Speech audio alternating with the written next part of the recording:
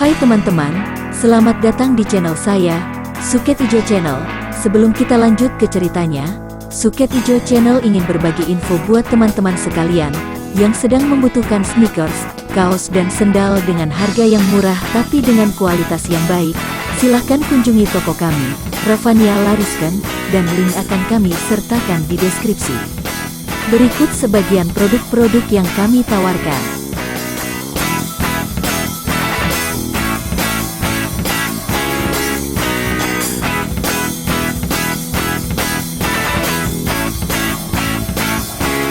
Oke, kalau gitu mari kita lanjut ke ceritanya lagi. Harta Karun Genghis Khan, serial pendekar kayu harum, karya Asmaraman S. Ho Ping Hu. Bagian ke-6. Orang itu menoleh ke kanan kiri, sikapnya ngeri dan ketakutan, lalu dia menggelengkan kepala keras-keras. Tidak ada yang mengutus kami. Aku tidak tahu. Tianxin dan Kim Hong sudah cukup berpengalaman untuk dapat mengerti bahwa orang ini amat takut kepada yang mengutusnya. Lalu Tianxin berkata kembali, "Sobat, engkau tentu tidak asing dengan Huai Kaipang, bukan?" Orang itu nampak terkejut dan memandang kepada wajah Tianxin dengan mata terbelalak. "Bagaimana engkau tahu?" dia balas bertanya. "Aku mengenal dasar-dasar gerakan Golian Panghoat dalam ilmu golok kalian. Tentu kalian masih mempunyai hubungan dengan Huai Kaipang, atau lebih tepat lagi dengan Lo Tianxin Kai, tokoh utama Huai Kaipang itu. Dia adalah mendiang suheng kami." Siapakah engkau?" Tianxin maklum bahwa orang yang amat takut kepada kepalanya ini perlu dibuat gentar agar suka mengaku. "Aku adalah kenalan lama Huai Kaipang. Dahulu aku dikenal sebagai pendekar sadis." Orang itu terbelalak dan berusaha menjauh, seperti tiba-tiba melihat seekor ular yang amat berbahaya. "Pendekar sadis."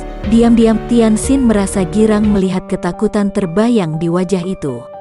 "Benar, dan engkau mengerti bahwa sebaiknya mengaku, daripada harus merasakan tanganku?" Dia sengaja mengancam. Tapi aku takut." "Dan tidak takut kepada pendekar sadis?" kembali Tianxin menghardik.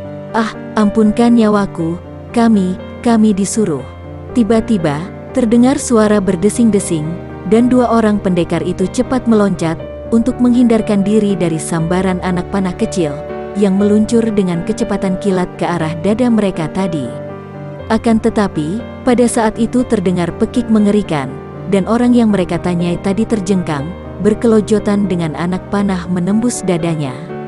Setan! Kim Hong yang memiliki gerakan cepat itu, sudah melayang ke arah dari mana datangnya anak panah tadi, akan tetapi, ia tidak dapat menemukan orang.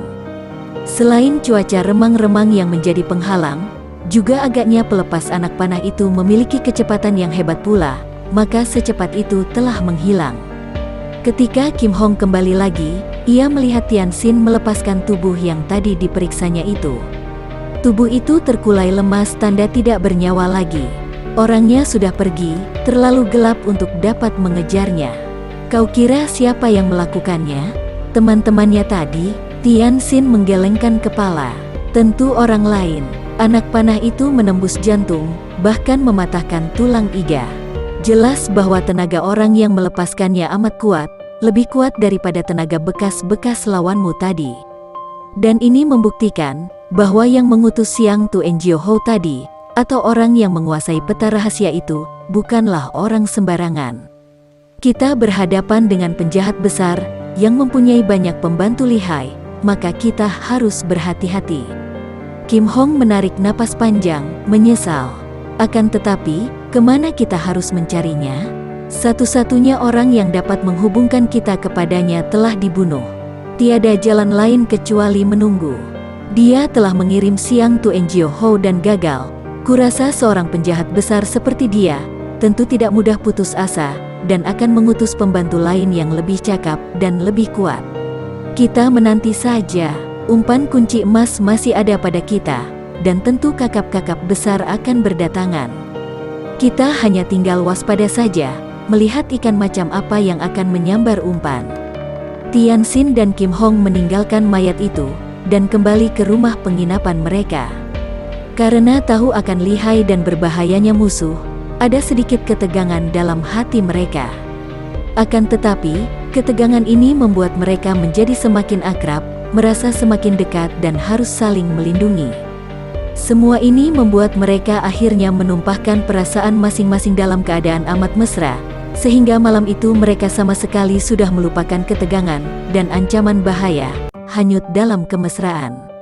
Selama 2 hari tidak terjadi sesuatu, dan hal ini membuat Tianxin dan Kim Hong merasa kecewa dan tidak sabar. Ikan yang dinanti-nanti tak kunjung muncul. Tianxin tidak percaya bahwa kepala penjahat itu menjadi jerih. Perbuatannya membunuh seorang di antara Siang Tugohou itu saja sudah membuktikan bahwa kepala penjahat itu tidak menjadi jerah dan jerih. Pasti akan muncul, pikirnya penuh keyakinan.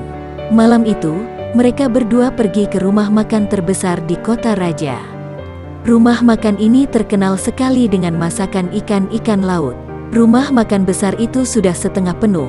Ketika Tianxin dan Kim Hong memasukinya, disambut oleh seorang pelayan dengan ramah, dan pelayan itu menyodorkan daftar masakan. Tianxin dan Kim Hong tersenyum-senyum gembira membaca daftar masakan itu. Daftar yang sungguh luar biasa, dan amat berbeda dengan yang terdapat di restoran-restoran lainnya. Selain terbuat dari kain yang indah, juga tulisannya amat indah, daftar itu memuat nama-nama masakan yang aneh-aneh. Jantung ular laut, Kim Hong membaca sambil terbelalak. Benarkah itu? Paling-paling hanya daging belut laut. Coba lihat ini, masak burung hong merah. Bukan main, aku berani bertaruh bahwa ini tentu hanya masak ayam saus tomat, tentu saja kemerahan. Wah, ini ada kaki beruang, ada otak kilin goreng, sup naga hitam, dan panggang daging serigala. Teriak Kim Hong. Haha, beruangnya tentu hanya babi, kilin itu tak salah lagi tentu babi hutan, naga hitam itu boleh jadi hanya daging ular hitam saja, dan serigala itu, apalagi kalau bukan anjing? Mereka tertawa-tawa, dan ketika pelayan datang, mereka bertanya, dan memang sebagian besar dugaan Tianxin tadi benar adanya. Selain untuk penambah selera, juga untuk menguji kecerdasan tamu yang suka menduga-duga, kata si pelayan sambil tersenyum ramah. Maka sibuklah Kim Hong memil masakan yang namanya serem-serem dan aneh-aneh itu. Ada yang disebut siluman laut bongkok, yang ternyata hanyalah udang besar saja. Raja Wali leher panjang ternyata hanya bebek. Betapapun juga, setelah hidangan dikeluarkan, sepasang muda-mudi ini harus mengakui bahwa masakan di rumah makan itu memang istimewa lezatnya. Ketika mereka berkelakar tentang nama-nama hebat dari masakan-masakan itu, seorang pemuda yang telah lebih dulu duduk tak jauh dari meja mereka, memandang kepada mereka dengan wajah ramah. Tianxin melihat ini, dan diam-diam dia memuji wajah yang tampan, dan sepasang mata yang kelihatan cerdas itu. Akan tetapi, ketika pernah satu kali Kim Hong bertemu pandang mata dengan pemuda itu, ia tersenyum dan kedua pipinya menjadi agak merah. Sebagai wanita, ia segera merasa betapa sinar mata yang ditujukan kepadanya itu penuh dengan kekaguman dan kegairahan yang tidak disembunyikan. Kalau saja si pemandang tidak berkenan di hatinya, tentu Kim Hong sudah marah. Akan tetapi, ada sesuatu pada wajah pemuda itu yang menarik hatinya, wajah tampan dan halus, sinar mata tajam, dan dagu yang membayangkan kegagahan. Seorang pemuda yang tentu bukan orang sembarangan, pikirnya. Pula, melihat betapa pemuda itu diam-diam memperhatikan mereka, dan tersenyum, serta bersikap ramah bersahabat terhadap mereka, diam-diam di dalam hati Tianxin dan Kim Hong sudah timbul kecurigaan. Mereka saling pandang, dan tahu akan isi hati masing-masing yang menaruh curiga terhadap pemuda tampan itu. Siapa tahu, itulah ikan kakap yang mereka nanti-nanti selama 2 hari ini. Secara sambil lalu, mereka mulai memperhatikan pemuda itu. Seperti juga mereka, pemuda itu memesan beberapa macam masakan, dan kelihatannya cukup royal, sungguh pun tidak sangat gembul, karena masakan-masakan itu hanya dicicipi sedikit-sedikit saja. Akan tetapi, pemuda itu sungguh kuat sekali minum arak. Sudah ada 10 cawan diminumnya, dan mukanya masih nampak berseri, sama sekali tidak menjadi pucat atau merah, seperti biasanya kalau orang mulai terpengaruh arak. Pemuda itu berusia kurang lebih 23 tahun, pakaiannya seperti pelajar, sederhana, walaupun terbuat dari sutera yang cukup halus. Ketika itu, guci kecil araknya sudah kosong, dan dia pun menggapai kepada seorang pelayan yang lewat dekat. Setelah pelayan mendekat, dengan suara yang cukup lantang sehingga dapat terdengar oleh Tian Xin dan Kim Hong, pemuda itu bertanya, sambil memandang catatan pada daftar makanan, "Bung, selain arak bunga surga seperti yang kau suguhkan tadi, apakah ada arak dewa panjang usia yang disimpan di dalam kamar pusaka dengan kunci emas?" Suaranya berlagu, terdengar lucu seperti orang membaca sajak, sehingga beberapa orang menengok dan tersenyum. Pelayan itu sendiri tertawa. "Kongcu pandai sekali membuat nama yang bagus. Biar saya usulkan kepada majikan agar menambahkan nama itu. Arak dewa panjang usia. Bagus sekali," kata si pelayan. "Akan tetapi sayang, arak yang ada di sini, yang terbaik hanyalah arak bunga sorga tadi."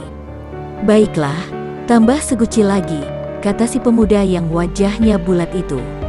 Alisnya yang hitam tebal itu bergerak-gerak, matanya berkilat, dan senyumnya berseri.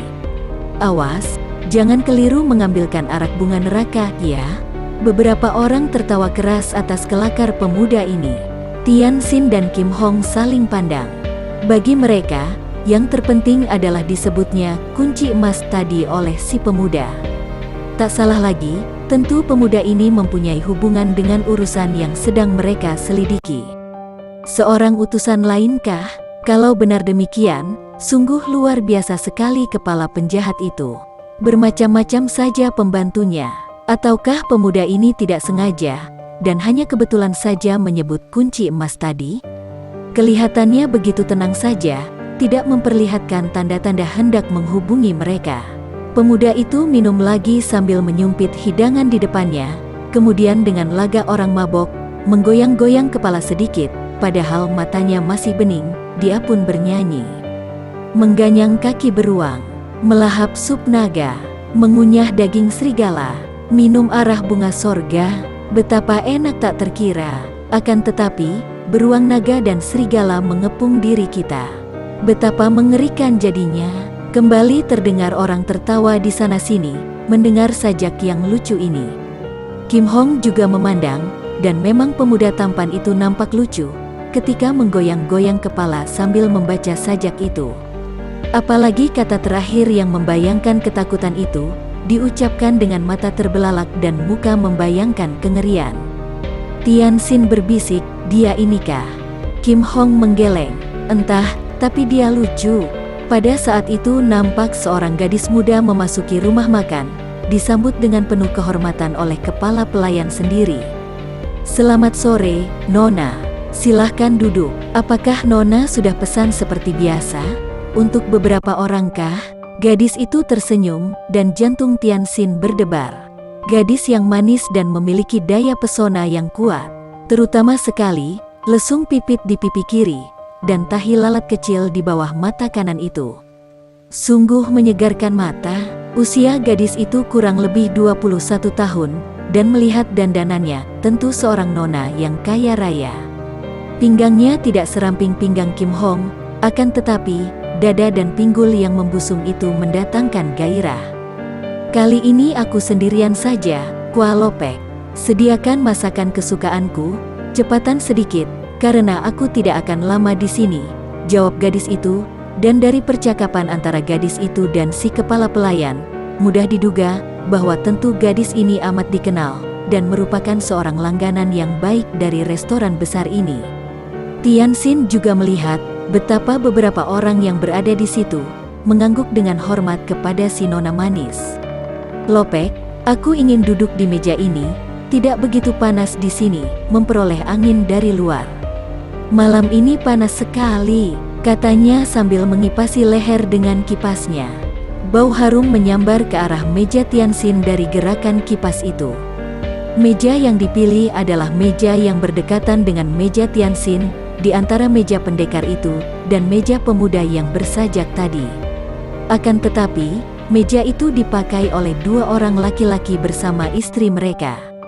Ketika mendengar bahwa nona itu memilih meja mereka, 4 orang itu cepat-cepat bangkit berdiri dan berkata kepada kepala pelayan, "Biarlah hidangan kami dipindahkan ke meja lain, agar meja ini dapat dipakai oleh nona." Gadis manis itu hanya memandang kepada mereka dengan anggukan sedikit sebagai pernyataan terima kasih.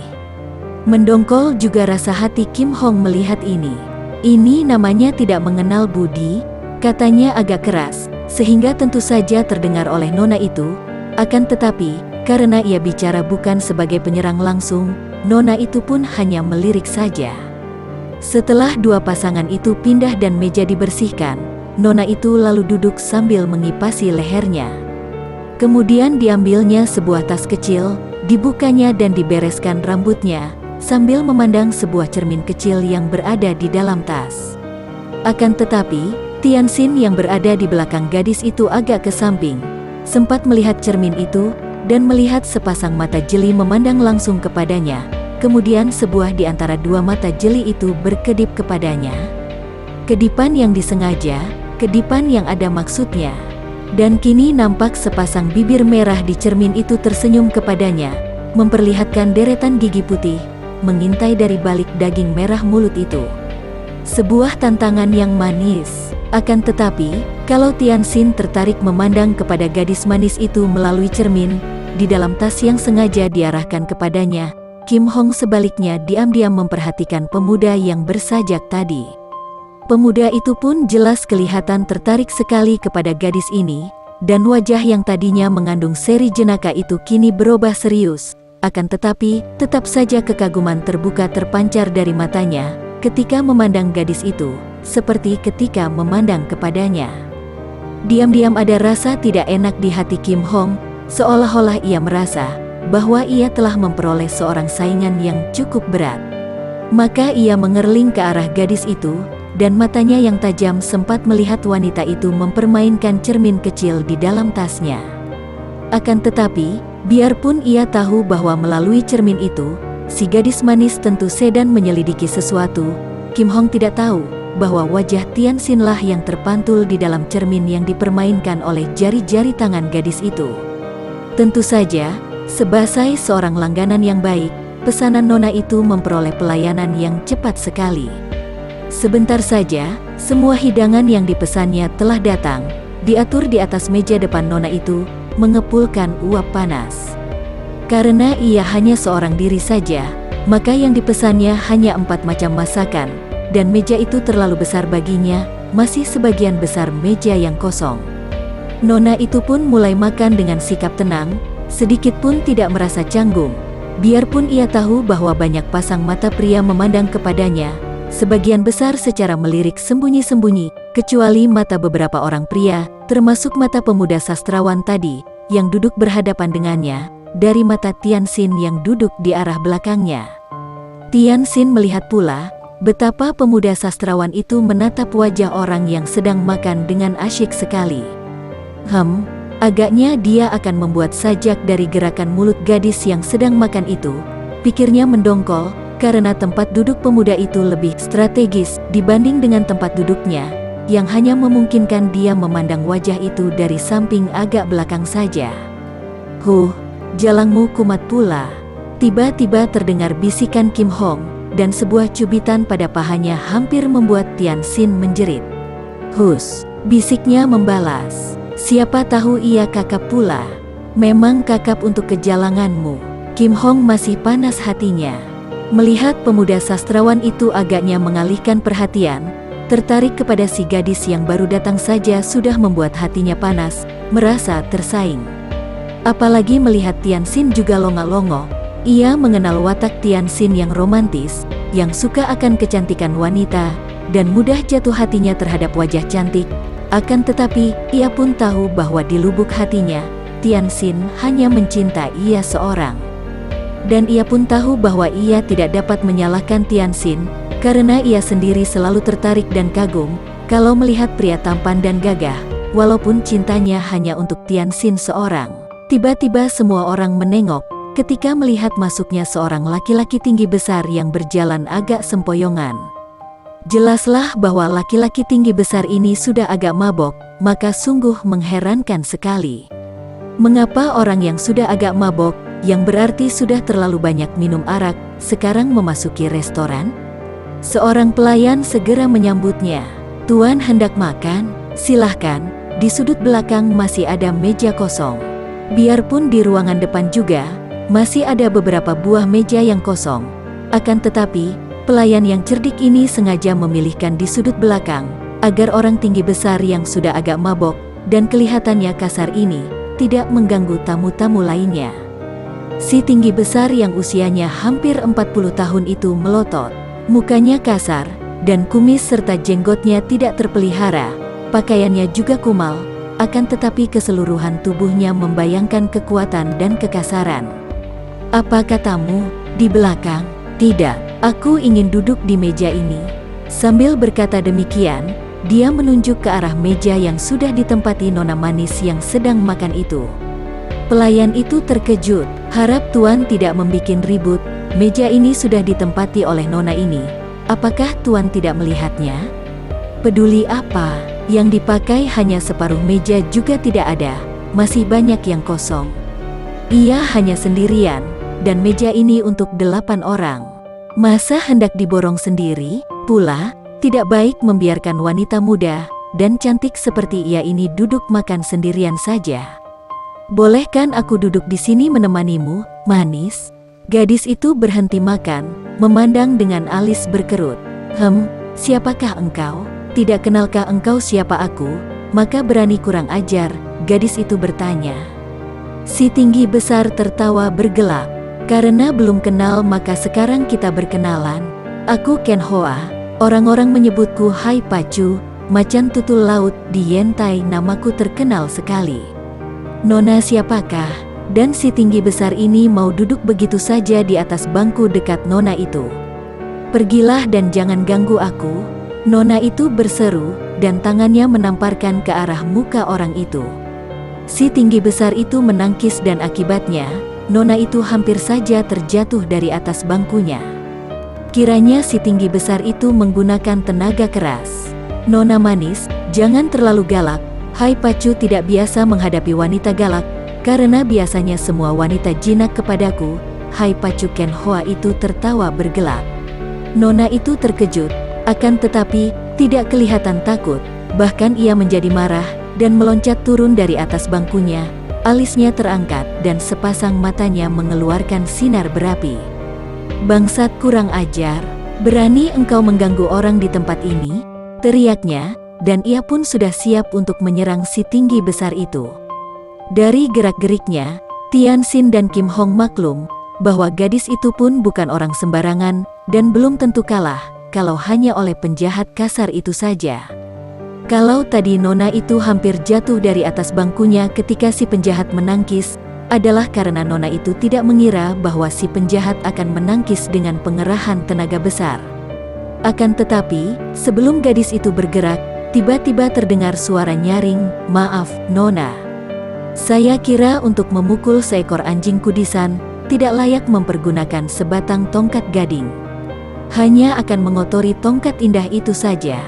Gadis itu memutar tubuh menengok ke kanan, dan ternyata yang bicara itu adalah si sastrawan muda, yang makan seorang diri tadi.